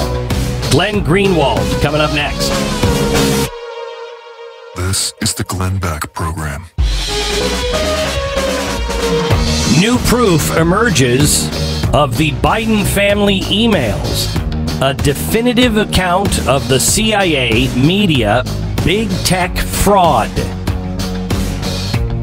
Wow. And it's very well outlined. Glenn Greenwald did it on his Substack. We talked to Glenn in 60 seconds. The Glenn Beck Program. Let me tell you about Relief Factor. The couple who takes Relief Factor together stays out of pain together. I think that's how the saying goes. Let me tell you about Karen and her husband, Joe. She's been taking Relief Factor for a while now. She's been dealing with some very bad teeth that eventually had to be removed, and she's been doing a bang-up job of helping her body manage the inflammation. In fact, Relief Factor has helped her so well managing the pain, she decided to give some to her husband, Joe, who has 3 herniated discs in his back. Joe said he's starting to feel better now, too. They're getting their lives back. Relief Factor, not a drug, but it was developed by doctors, and about 70% of the people who try it go on to order more. You can order the 3-week quick start now for only $19.95. So you really don't have anything to lose except your pain, and you get your life back. It's ReliefFactor.com. Call 800-500-8384. 800-500-8384. It's ReliefFactor.com.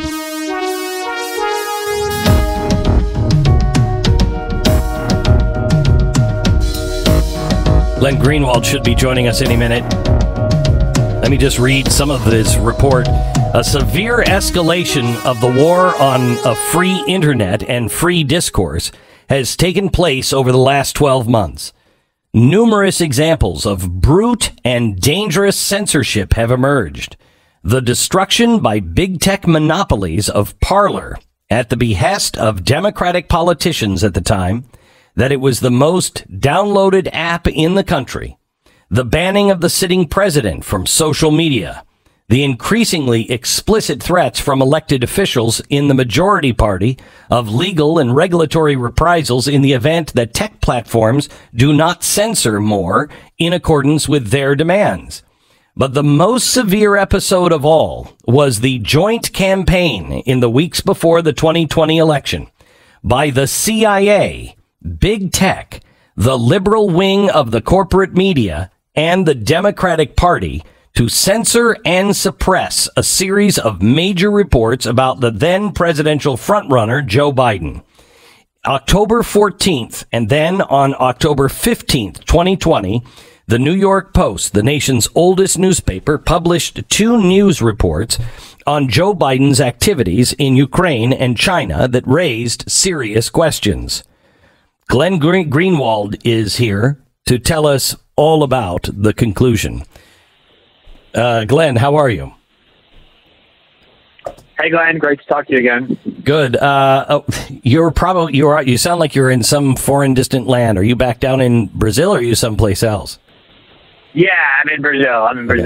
Hopefully the connection will be good. Yeah, it's fine. Thank you so much for joining me. This is a story that won't go away, but it doesn't seem to ever gain any legs on the corporate media.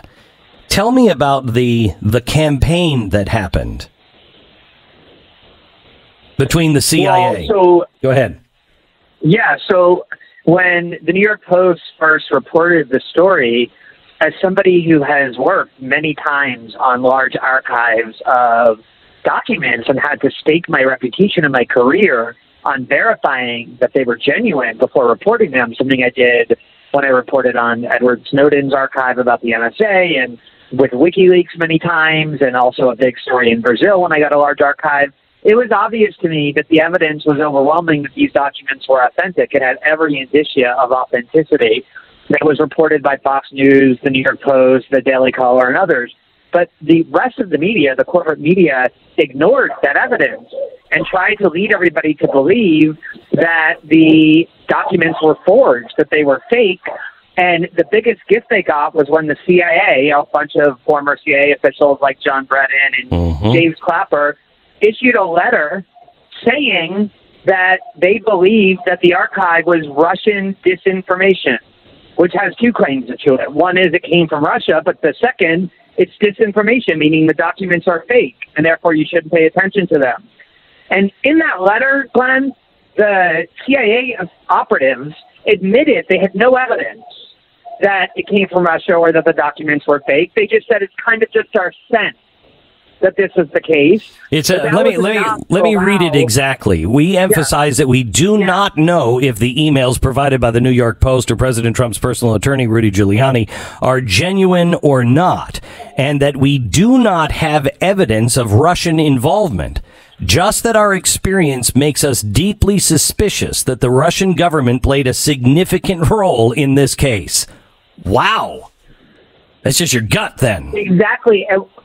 Exactly. And what's amazing is even they, who are, basically trained disinformation agents, that's what the CIA and the intelligence community is constructed to do. They're not supposed to do it domestically as they did during the Trump years, but they're expected to do it internationally. They're trained liars. Even they were more honest than what the corporate media ended up using that letter for, which was to say these intelligence officials say definitively that this is Russian disinformation. Correct. And they, you can go through every video from CNN and MSNBC and NBC News and CBS News and the Washington Post, New York Times, where they just say over and over, this is Russian disinformation. And they use that as an excuse not even to discuss the revelations. But the worst thing of all is that Twitter and Facebook then seized on that claim to censor this story from being discussed. So if you tried to post a link to the New York Post reporting or other media outlets discussing it, correct, you would get a message saying this link is prohibited. It was one of the most astounding acts of brute censorship by this union of the intelligence community, the corporate media, and big tech right before our election that I've ever seen.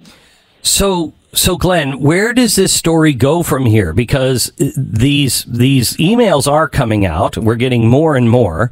They are verified, and it shows it's not a story about Hunter Biden. It is a story about Joe Biden being corrupt to his eyeballs in things like trying to sell access to him to be able to get Libyan money released, access to the Oval Office, and to Joe Biden for Mexico and China, and money being demanded for these things. This is some of the most gross corruption of our administration that has actually been able to come out and be proven.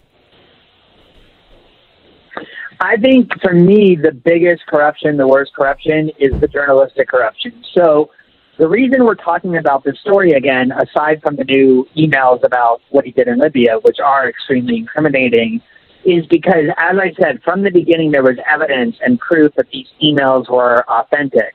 The problem was they came from right-wing outlets, and liberals have been trained to just ignore everything that comes from right-wing outlets.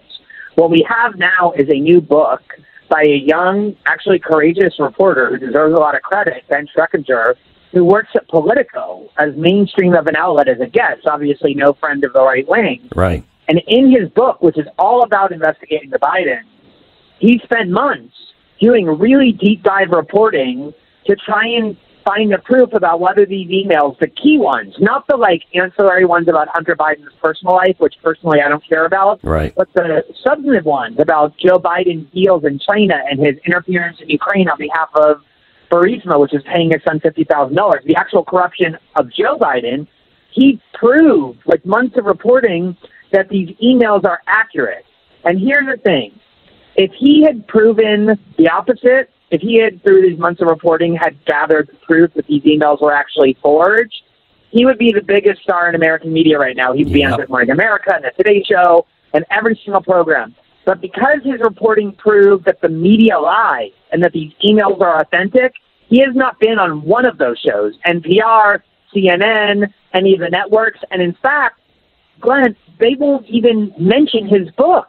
They won't even acknowledge this proof that everything they told the American people for weeks is an absolute lie. This is Russian disinformation. And in fact, these emails were authentic all along. That is how grotesquely corrupt our media is. Well, we'll call Ben. I'll give him a full hour to talk about his book. So what is the solution, Glenn, for the media? Because do you think the media is ever going to take this on and treat this as a real story? Not their part of it, but the actual corruption part. No, I mean, that's the other thing is, Ben Schreckinger's book, one part of it is confirming the authenticity of the emails. Most of it is about investigating the Biden family, the way that every other first family has been investigated. The Clintons, the Obamas, the Trumps, the Bushes, but we don't know very much about the Bidens. And so they've ignored this book, both parts of it. And I think, look, for me, I used to think that the corporate media could be reformed through criticism, through critique, through pressure campaigns. I'm way past that point. I believe they're irredeemably corrupt. They lie as their model on purpose for ideological and business ends. And so I think the solution is, number one, to make people aware as clearly as possible that they should hate and despise the corporate media, that whatever contempt they have for it probably isn't enough. And then number two, to encourage and build independent platforms that aren't susceptible to censorship by big tech and that aren't subject to the pieties and orthodoxies of these institutions of authority that control what these other outlets have done. And in a lot of ways, they are their own worst enemies. If you look at polling, the media is held in lower esteem than almost any other institution in our society, like right above, like pedophiles. And they deserve that. And it's important that keep happening so people more and more realize that it's irrational to trust what they say. So can I ask you a question? You had to have thought of things like this and pondered them and maybe come up with a reason for it. Right now, gasoline is up over $1. And my whole life has been in the media. And, oh, my gosh, if it's a Republican in office and gas is up, that's all we talk about. The media just covers it. Now, I understood that when the media had everybody by the nose ring and were leading them around. However, we don't trust the media now. But if the media doesn't talk about Afghanistan, we don't talk about Afghanistan. Why is that? And how do we break that? Yeah, I do think these outlets are losing influence. If you look at, for example, the ratings of the two largest liberal outlets, CNN and MSNBC, they were already in collapse before Trump arrived.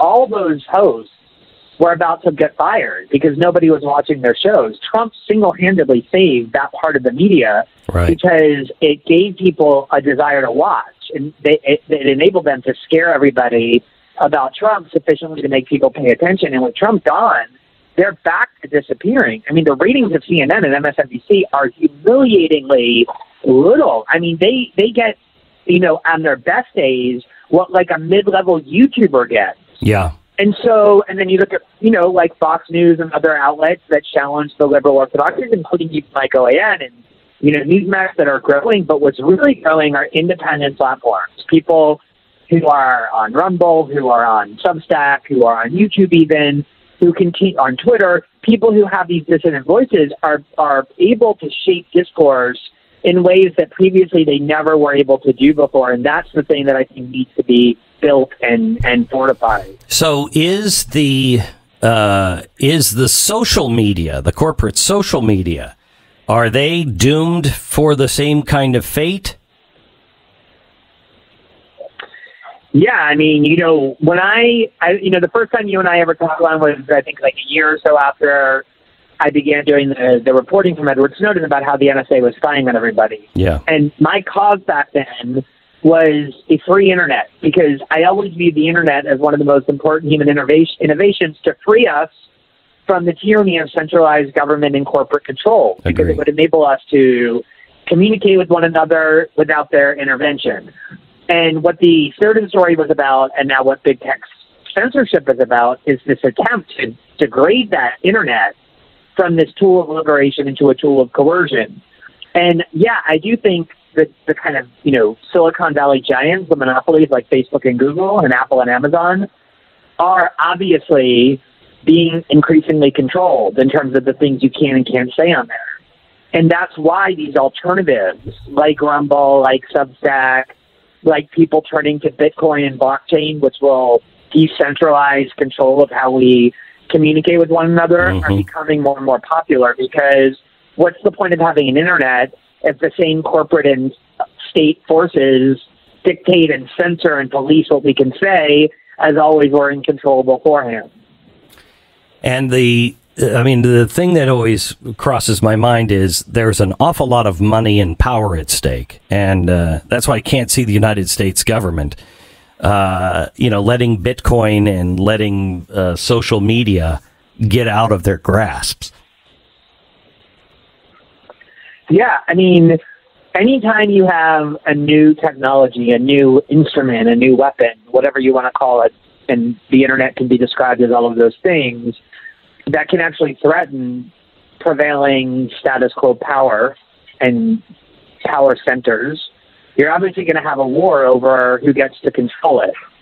So if you look at the internet and what's been happening, for example, with privacy, while the NSA and its allies and China and Iran are always looking for ways to control the internet to prevent dissent from circulating, you have privacy activists and technology specialists building tools like encryption in order to stay one step ahead of them. It's kind of like an arms race.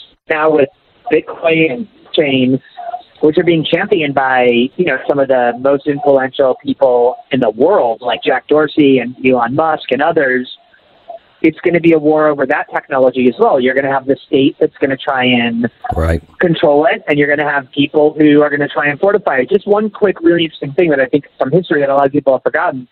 After the bombing of Oklahoma City, of the courthouse in Oklahoma City in 1995, that ultimately was blamed on Timothy McVeigh, the Clinton administration, this is right when the internet was starting, tried to seize on that threat and the fears generated by it. They were all on the cover of Time magazine every weekend. It was like weekend militias and white militias and all of that. Yep. They tried to seize on that fear to introduce legislation that barred encryption, or that at least required that the government always have a backdoor to encryption.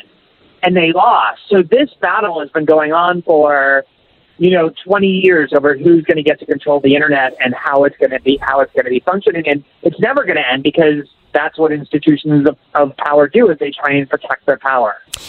Glenn Greenwald, thank you so much for everything. It's always a pleasure to have you on. Appreciate it. Thanks for all the work you do. Yeah, it was great to be with you. Thanks for having me. Follow his Substack. Just search for Glenn Greenwald. Our sponsor this half hour is RecTech. You could cook on a standard grill. While you're at it, you could just ride to work on a bicycle or an old Model T. Watch the Antiques Roadshow, because they'll give you some specials on some old motorcycles. They're great. Now, if you want to be in today's world, you want to grill, use a RecTech. It's the manliest thing you're ever going to throw a steak on, for one. It's smart grill technology, which ensures that you're going to get the perfect cooking experience every single time. It monitors its own heat throughout, so it makes sure that it stays even, adjusting even when the weather starts to change. I cook my steaks in the great state of Texas, the way God intended them, and on a RecTech. RecTech, RecTeq. Follow them on social media. Sign up for their newsletter. Get all the great recipes that all of the people who have RecTech share with each other. It's RecTech with a Q at the end, RecTeq.com. RecTech.com. 10 seconds, station ID.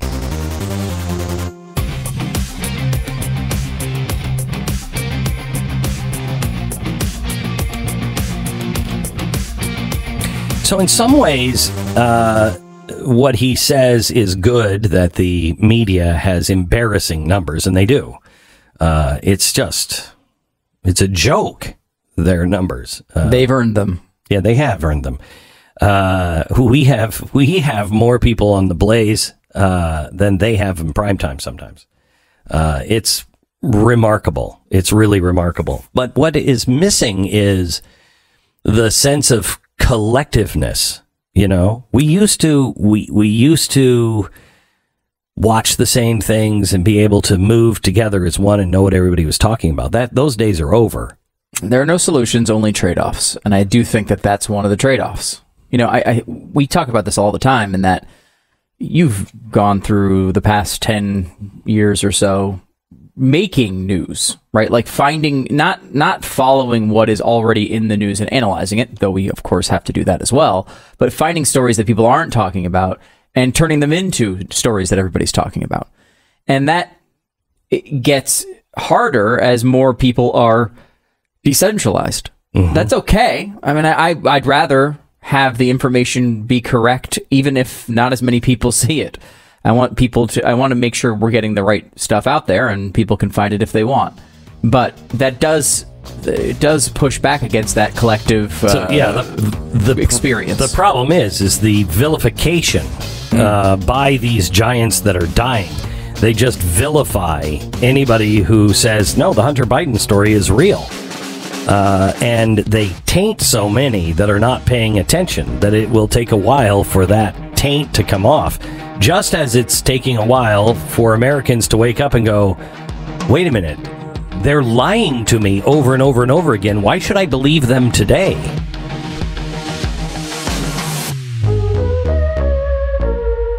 This is the Glenn Beck Program. So we got a big box yesterday, and Tanya said, I said, what is it? Hoping that it would be something that could be used to finish our house, which is 2 weeks away. Oh, good. But he got a big box, and I was excited to open it, and it was a big bag of dry kibble food. I think Tanya knew exactly what it was. She just wanted me to carry it inside and open it up, instead of her doing it. And it's like, hello. You know what I'm saying, Stu? No, I never do. I was so excited when I brought it in, and I was like, okay, I wonder what it is. No, just kibble food.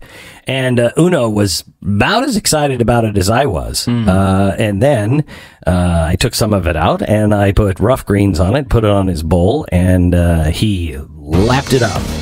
It is not a dog food, rough greens, and it doesn't come in a big heavy bag like the kibble food. It's a supplement. You just sprinkle it on top of the dog's food, and they love it, and you will see a difference in your dog. Try it now, roughgreens.com/Beck, or call 833-GLEN-33, roughgreens.com/Beck. Why depend on the media to cover Hunter Biden's laptop when you can have your very own Hunter Biden laptop case? HunterBidenLaptopCase.com.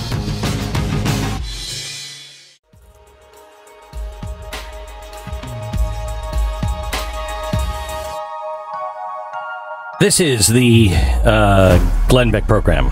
We're glad you're here. I want to give you a phrase that I just read. It's from Michael Hoff. He wrote a book long ago called "Those Who Remain." It's a series of books, and in it, he wrote, I think, one of the most profound phrases I've ever heard. Hard times create strong men. Strong men create good times. Good times create weak men. And weak men create hard times. Where are we in that? We are now at the weakest men I think our country has ever seen. Men have been emasculated. men are no longer men. You're not allowed to be men. And that's why we're having hard times. Because men will not stand up and be men. And in those days, their hearts will fail them. Our hearts have been failing us for a long time, gentlemen. A long time.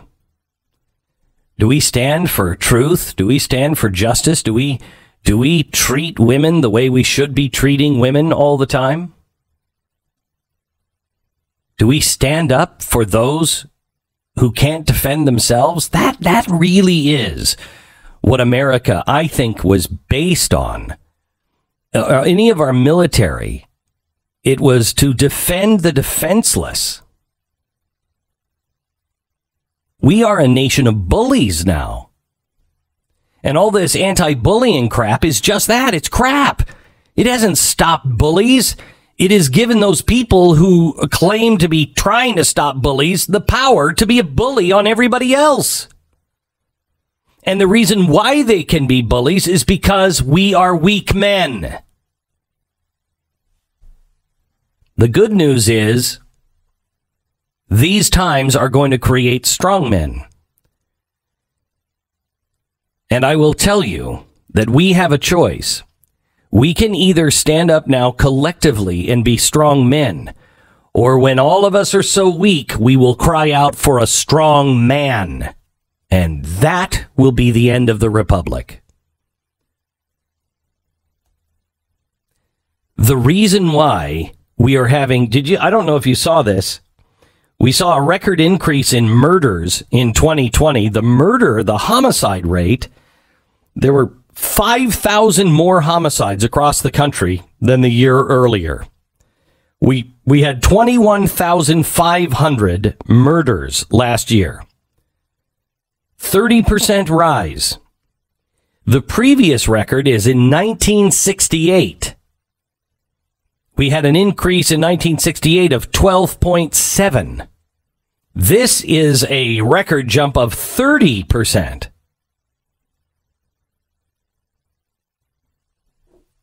They're going to blame it on guns.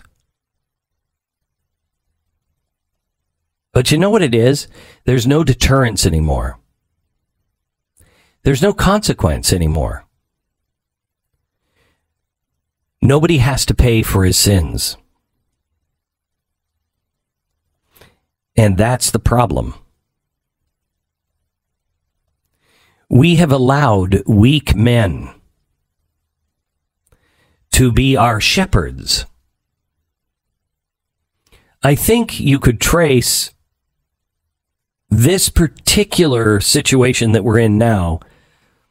I think you could trace a lot of it to Bill Clinton and Monica Lewinsky. Because he was a man who didn't have to pay for his sins. And every man saw it. Every child saw it. It changed the way we talked about everything. It changed the way we thought about perjury. Oh, if you're just smart enough, having a good enough attorney, you can get away with anything. And ever since then, people keep getting away with it. There is no deterrence anymore. And it is trickled down to the lowest levels. There is no... If you do something wrong and burn a building down, you're not going to jail if you're on the right side and burn that building down for the politically correct reason. Even if that building happens to be a police precinct. Correct. They will leave the building and watch you do it. And then no ramification. See, deterrence is really, really effective. The FAA says more than 70% of the unruly passenger incidents on flights are related to masks. You know why? Because it's bullcrap and we all know it. We all know it. 70% of the unruly passenger incidents. So you know what the FAA is saying? These airlines have to crack down harder on the people who are flying. That's not going to help. That's only going to make things worse. because you are no longer dealing with common sense anymore. But see, the crackdown on you is really important because deterrence works, and they know that. Do you hear about the guy who stole a beer from Nancy Pelosi's refrigerator? He walked into her office during January 6th. He's been held since January 6th. I'm stunned to hear there's alcohol in Nancy's office. Yeah, that's a shocker. Wouldn't you need it? And he walked into the office, opened up the refrigerator, saw a beer, grabbed one, and drank it and left. Now, he's been in jail for drinking a beer out of somebody else's refrigerator. That's what you would call a misdemeanor. That's what he was charged for. He was charged and convicted of a misdemeanor. Why has he spent all this time in jail? Because they are sending you a message. Deterrence works. You mess with us, and we will mess with your entire life. It's what happens online. Yesterday, I told you about a new show on Blaze TV. It asked a question, and that one question got them 2 strikes, 3 strikes, you're done. It's a brand new show. They asked the question that was a logical question about masks. No, you can't do that. We will shut you down. It's why they have worked so hard to keep us from rescuing people. And believe me, no good deed goes unpunished. Because we have rescued the number of people that we have over in Afghanistan, because we have done the things that they didn't, and I wouldn't say couldn't, that they wouldn't do. We did it. Because hard times create strong men. And they will make us pay a price. One way or another, we will pay a price for it. And so be it. But when that price comes to be paid, just know, don't listen to that deterrence. Don't listen to it. It's a lie. It's a lie. Whatever they do to punish anybody who is standing up for the right thing, don't be deterred by it. Be encouraged by it. They are trying to send you a message because that's effective. And they don't want you to be effective.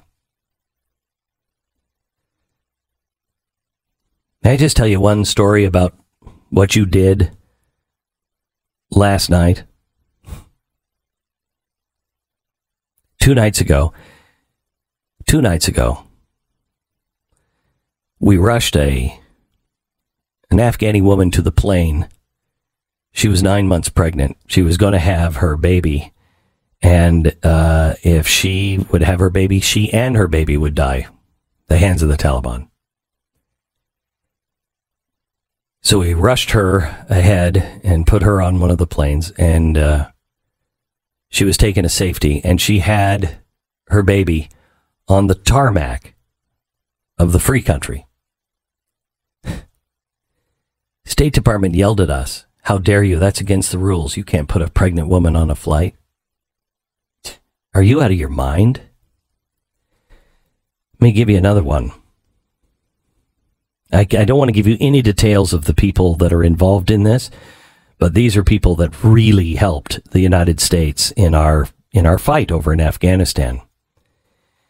There's 2 brothers. One of them was really, really, really sick. And because of, he had to be in a safe house because they are looking for him. He couldn't get to a doctor. He couldn't get to anybody for medicine. And he has to have this medicine or he's going to die.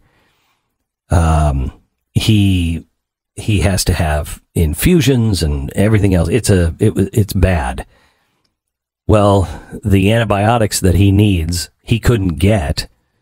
And there wasn't anything that was slowing anything down now. And he was going to die.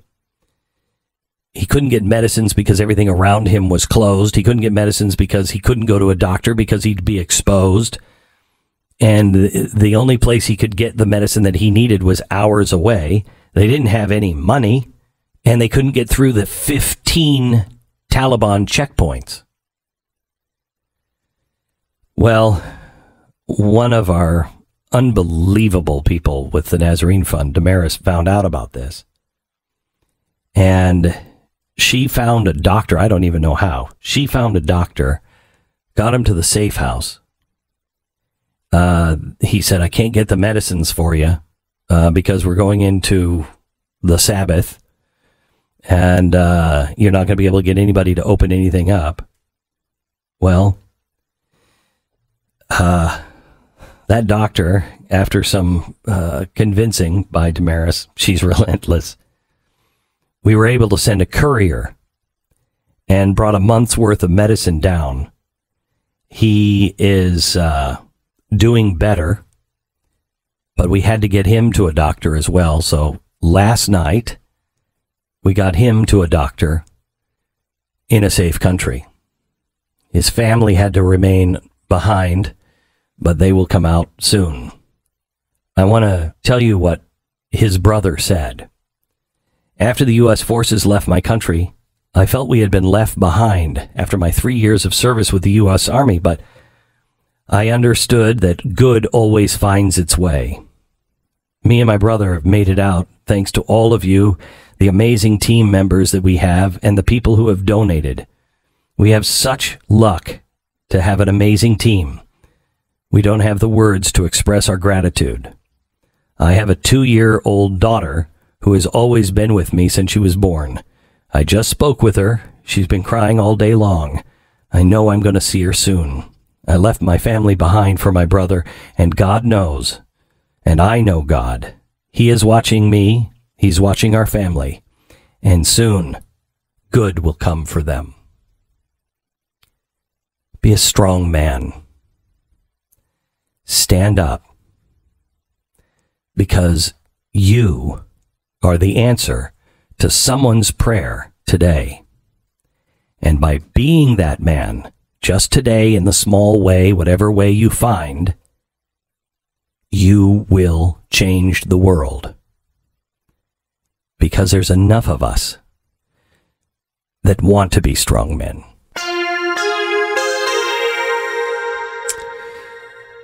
You never quite know what to expect from a cyber attack other than, it ain't going to be fun.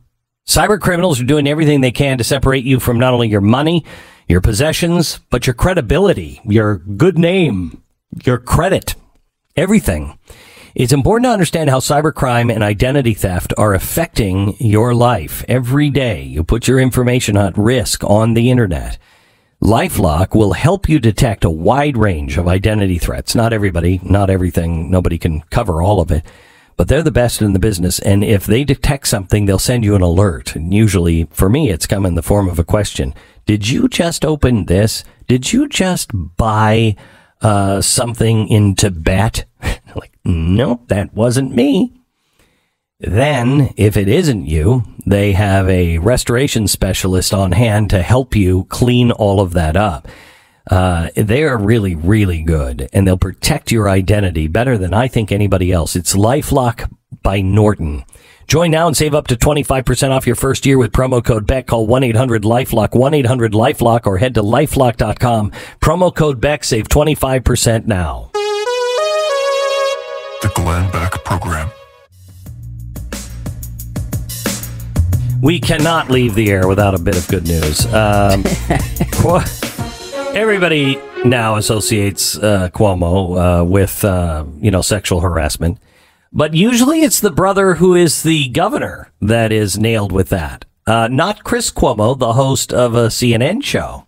And he's just been hit with a sexual harassment suit? Yeah, well, not a suit, but an accusation in the New York Times by his former boss. Apparently in 2005, he came in and grabbed her buttocks in the middle of a party in front of her husband. Was she falling? She was not. Was her buttocks sagging and about to fall off, and she said, "Oh, my butt's about to fall off." And he caught it before the floor. Caught it before the floor. That's how he's going to tell the story on Yeah. CNN. Yes, but no, he came in and because I guess she had just moved to another show. He came in and grabbed her butt and said, "Hey, you're not on my show anymore. I can do this now." And she said, "No, you can't." And is now. But by the way, has the email from later in the night when he emailed her to apologize for doing it. So it's not like it's a question whether it happened or not type of situation. She actually has the evidence. I'm going to predict. Here's what's going to happen.